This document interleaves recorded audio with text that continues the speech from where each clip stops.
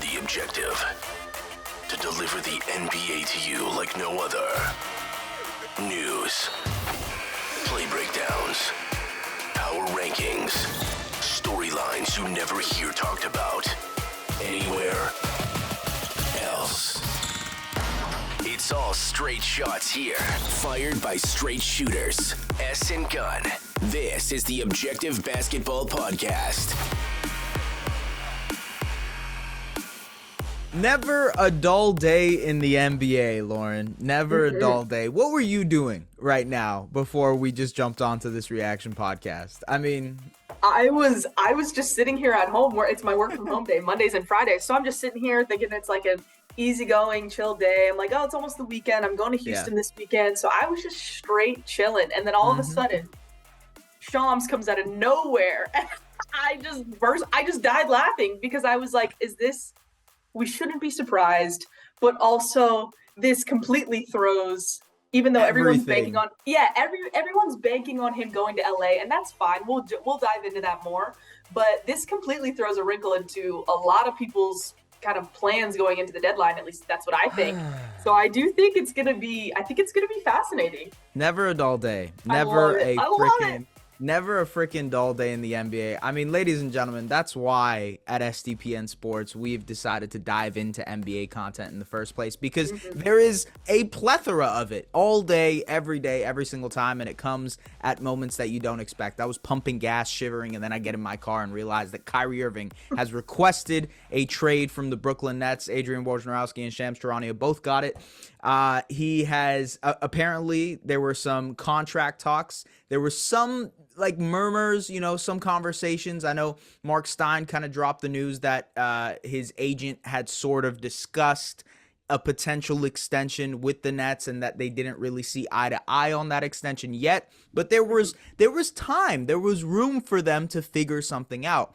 Adrian Wojnarowski reports that there were some talks on a new deal for Irving, but no deal was reached, and a trade request, ladies and gentlemen, was delivered to the organization today. So Irving, he is a free agent this summer. He can potentially leave this summer.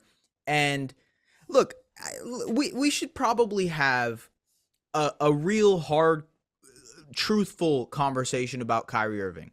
Nobody can question the on-court talent that he brings. It's really hard to, other than maybe bringing up the availability. He obviously has missed a bunch of time, especially in his time as a Brooklyn Net. But if you look through his entire 12-year career, he has missed a considerable amount of time almost every season.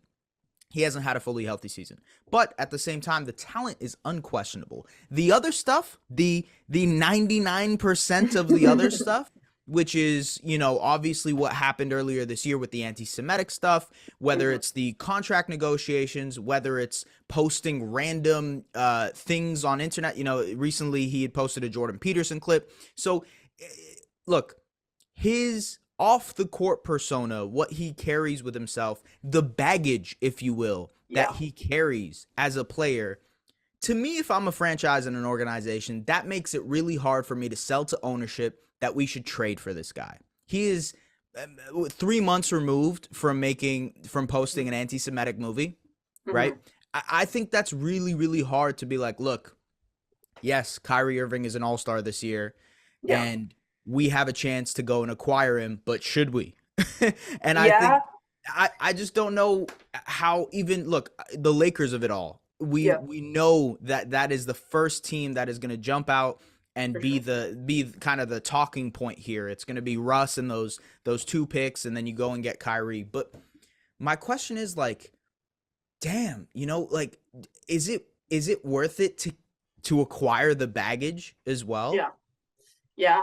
I mean, what's so fascinating and honestly also kind of sad about this whole situation is, while I think all the off the court stuff, and it is baggage, it is 1000% baggage.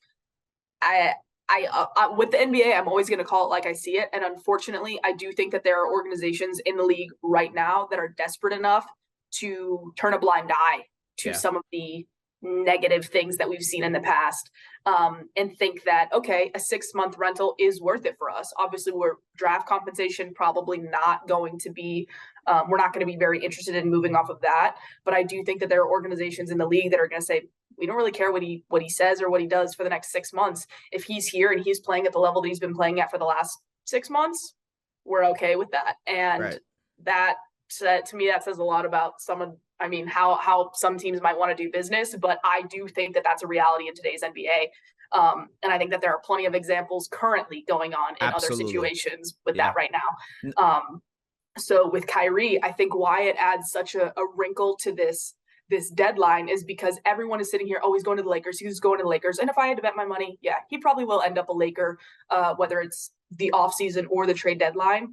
Yeah. But because so many people are banking on him going to the Lakers, kind of completely different situations, but similarly to how confident everyone felt Donovan Mitchell was going to end up in a Knicks uniform, the Lakers might now not be so inclined to move off of those draft picks because they might think, well, he's going to be here in 6 months. Why would we've held out so long already with these draft picks? I'm not saying that there's no way they include them, but I do think that there's going to be a serious internal conversation about whether or not it's worth giving up 2 or giving up 1. And so I'm going to be interested to see how eager they are to get off of that. And I think another team out there that's really interested in moving off of a sizable contract is the Miami Heat. And I think that they are going to seriously look at this. And I would be interested to see how aggressive they are to try and get in front of the Lakers with this quote unquote 6-month rental. Because for a team like Miami, I absolutely think that that's something that they would seriously consider and might just pull the trigger on. And with Miami, and look, like you hope that for certain teams that have the infrastructure, the quote unquote culture, right, that you can bring in Kyrie and hope that it doesn't disrupt any kind of thing that you've already built. With Miami, I feel like there's a certain level of confidence there where you're like, okay, we can get this guy for 6 months, deal with him and see what we can do on court. I'm assuming the package you're talking about is, Kyle Lowry. They might have to add it because of the contract and what that looks like. Lowry's contract doesn't look the greatest either. Trading a pick with Lowry to potentially go and get Kyrie. I could see that.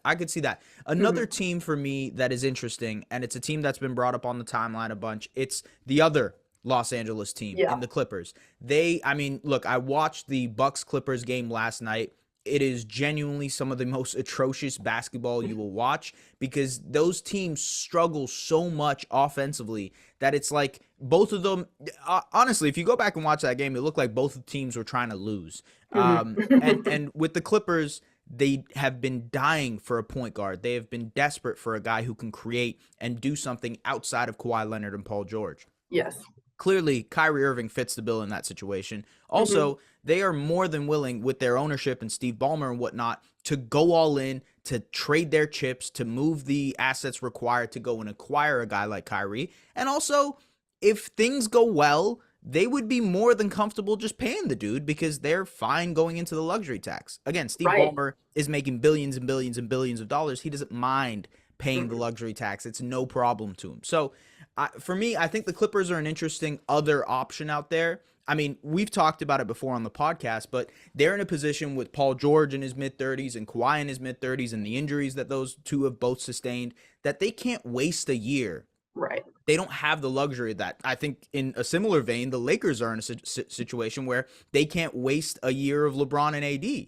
So to your point earlier about the desperation of certain teams, when you look at the Lakers, when you look at the Clippers, and when you look at the grand scheme of the Western Conference, desperation will set in because you look at where the Lakers are. I know I think they're like 12th or 13th in the Western Conference right now, but they're not that far back from 5th in the West. Nope. And a move like this changes things a lot.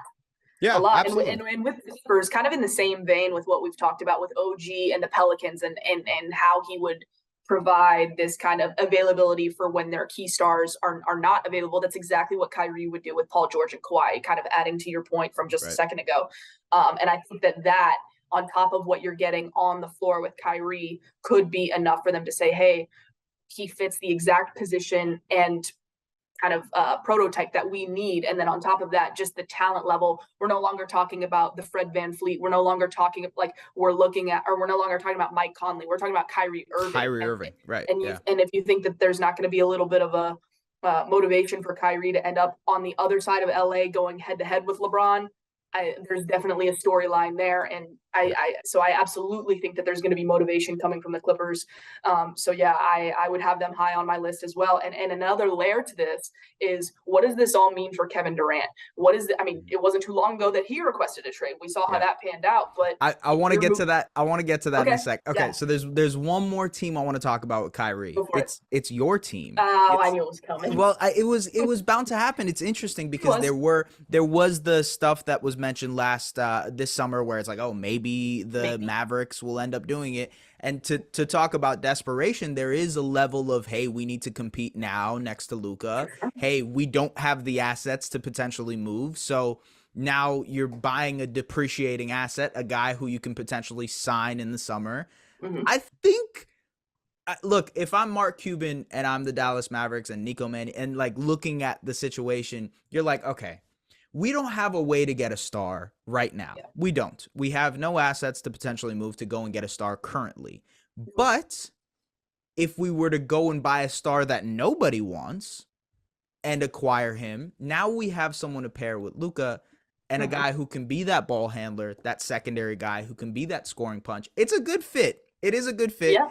But there's so many questions of like, do you want to bring that toxic sludge that is Kyrie Irving into the Mavericks locker room, into Luka Doncic's life, and incorporating that? I mean, that is something that I think you'd have to answer. That's the question, is like, hey, do we think it's worth it, the risk versus the reward in a certain sense of going out and acquiring Kyrie? I don't know. What are your thoughts on the Mavericks front of things? Oh, I mean, we did have to touch on it. I probably should have mentioned the Mavs before. It's hard for me to envision. On one hand, I'm like, I just see the Lakers and the Clippers and the Heat being more likely. But Mark Cuban, you mentioned it. He's very aware that there's pressure to give talent to Luka. And if you make this move, I think the majority of people are assuming that this is a 6-month rental and not a long-term move, because personally, it's really hard for me to envision Kyrie wanting to stick around in Dallas long-term and signing an extension here. To me, that's very unlikely, but you bring him in for 6 months, you pair him with a guy like Luka. And I do think that Dallas doesn't make that move unless they know Kyrie is showing up. And again, there's also a level of uncertainty there because he could just change his mind. And we've seen that happen before, but with Dallas, this is also and why I think it was so heavily entertained, at least by Mavs Twitter, over the summer, was because there weren't many teams that were going to be willing to give up much of anything for Kyrie back when this was initially talked about. But Dallas could give you some pieces that can help you in terms of veteran wings, whether it now be potentially even Christian Wood being available in that conversation.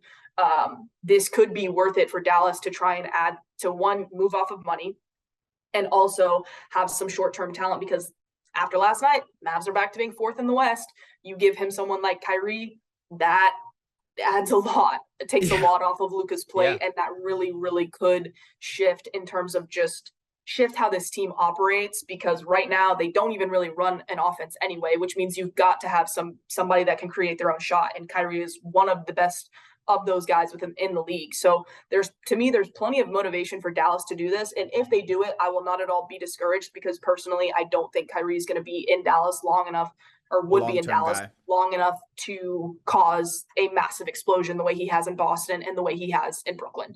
Yeah. So I don't have concern about that, even though plenty of Mavs people do. And I understand that. But you look at contracts like Tim Hardaway Jr., JaVale McGee, Davis Bertans. This is a prime opportunity to get off of those contracts. And if you have to include Christian Wood to get this deal done, if that also means that you're moving off of one of Tim or Davis Bertans, I'm okay with doing that, because it kind of looks like they're not going to have Christian Wood long-term anyway. I hope I'm wrong. I hope I've been misreading everything from this last week, but to me, there's just too many signs there. So this could be the right sequence of events and the right timing for Dallas to miraculously pull this off. Salvage something. Yeah. Because right now, and the whole conversation around the Mavs is, we've just got to wait till this summer. But if you can have a 6-month rental to kind of give you a buffer and also give you a chance to compete, that might just be enough for Dallas. Yeah. I think the Kyrie Irving aspect of this is fascinating. I think what will happen and transpire over the next 5 or 6 days will also be fascinating because I do think that Kyrie will get traded. I don't think there's I a do too. possibility where they go past February 9th and he is not moved to a different team. Yep. I think also back to the desperation front of things, there are teams, the ones we've mentioned, the Clippers, the Lakers, even to a certain extent, maybe Miami, the Mavericks, that have a certain level of desperation that makes sense for them to acquire Kyrie Irving. The whole topic of, hey, the moral aspect of trading for Kyrie, that's a different story. We touched on it at the top. It's like, look, how do you end up trading for a guy like that? To your point, which is an excellent point, NBA teams seemingly don't care. They don't. They don't. They hire people and they play players who have seemingly done some pretty abhorrent stuff. So that is an aside, but maybe something even more interesting is the Kevin Durant equation of this thing, because more talented than Kyrie Irving is Kevin Durant. He was playing like an MVP this season until he hurt his knee. I think obviously the age is a factor, and him being at, towards the end of his career is always going to be a question. But we saw how the KD sweepstakes kind of transpired in the summer. The Suns, the Raptors, they were obviously interested. I don't know what that situation looks like now, but it is pretty perfect timing, isn't it? I was just about to say. I gotta say, timing. It's timing. It's all just at the right time. There from the side. It is right there. And look, we need to hear a trade request. At the end of the day, I'll die, S. Look, listen. It's funny because I've been texting people depressingly and talking about the Raptors, and I'm like, how did we go from KD trade rumors to we need to blow this thing up in like 4 months? And now we may be back at KD trade rumors. So I'm happy. I'm good. I'm living. But at the same time, I'm not sure if this means KD. It seems like it would be way too quick for KD to request a trade, get moved, and be gone post deadline. I think that's a little bit too rash. I could see something happening in the summer. Me too. But I wouldn't. I mean, look, the NBA has been shocking before, and it wouldn't surprise me if Kevin Durant comes out tomorrow and says, you know what, Kyrie's gone, so therefore I would like to leave as well. Yep. I don't know if that will happen, but I wouldn't be surprised. I really wouldn't be surprised. And then when and if that happens, okay, the Suns will obviously be in the conversation for that with the Ayton situation. And, obviously the Ben Simmons side of things, we will see how that transpires. I imagine he is more likely to get moved as well. I think the other aspect of this is, hey, look at the New Orleans Pelicans. We talked about how much they're struggling. They've lost 10 in a row. They need some help. Maybe they end up saying, you know what, Brandon Ingram is available. Here you go. Let's get Kevin Durant. You want Herb Jones? Here you go. So I don't know, but I think if there were a Kevin Durant sweepstakes, what people were hesitant on in the summer, when the Pelicans were like, I don't know if we want to do this for KD. Yeah. When the Raptors were like, man, giving up Scotty for KD, I don't know. Now there is no hesitation. There is no hesitation. Kevin Durant has proved that he can perform at an MVP level. He has proved that he can still compete and be a top 5, top 3, top whatever player. If Kevin Durant ends up available on the trade market, we're going to see an arms race unlike before. That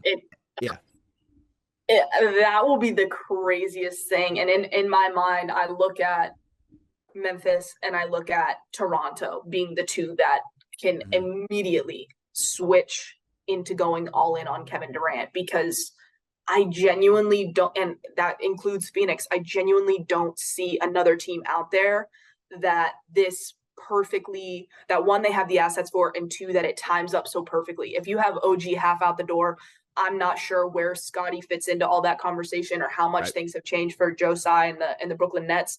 But both Memphis and Toronto are in a perfect position to give you both players and draft assets. So I am very intrigued to see how that could turn, because with Kevin Durant, it's really, really difficult for me to look around at all of what the return will be with each of these teams. I think best case scenario for KD is that they do trade with Miami, and then that's your return. Because looking at all of the other return packages that they are going to get, Yeah, I mean, what motivates him to kind of keep going with that? It's really, really difficult for me to try and envision that. And it goes back to the conversation we like a lot of people had in the summer is like, okay, if you're trading for Kevin Durant, you have to have enough to be able to compete with Kevin Durant. I think there's only, like you said, there's only a handful of teams that have the assets available to them to be able to acquire KD and also still remain competitive when they have. So I agree with you. I think this is this is a shifting, like tectonic shift type of move or sequence or news, whatever you want to call it, just because of the fact that if Kyrie ends up getting traded, it all makes it much more likely that Kevin Durant is on his way out of Brooklyn, which makes it that the Nets are probably going to blow things up, which also adds this wrinkle of, okay, maybe the Nets are the biggest seller in the trade deadline. And you got Seth Curry, you've got Joe Harris, you've got even Royce someone like Cam Thomas. You've got so many guys that now become available. And not only is it, okay, now you have this potential massive seller, but how does that shift attention from someone like Bones Highland, someone like Naz Reid, some of these other guys out there? And then all of a sudden, do you see some team come in and potentially, I don't want to say steal, but because of how the market has shifted, do you see different results that we wouldn't have seen had this Brooklyn Nets blow up been delayed till the summer? And that's what's so interesting to me about all of this. It will be a wild couple of days, few days, ladies and gentlemen. We just wanted to react to this. I got to get back to moving. You got to get back to work. We appreciate you guys tuning into the Objective Basketball Podcast. Stay tuned because trade deadline, we are going to be doing a live show. It's going to be a lot of fun, and we're going to have a bunch of other episodes coming out next week as well as we gear up towards what should be an insane trade deadline. So thank you very much, guys. Lauren, I'll see you later, and we'll talk to you guys soon. Bye-bye.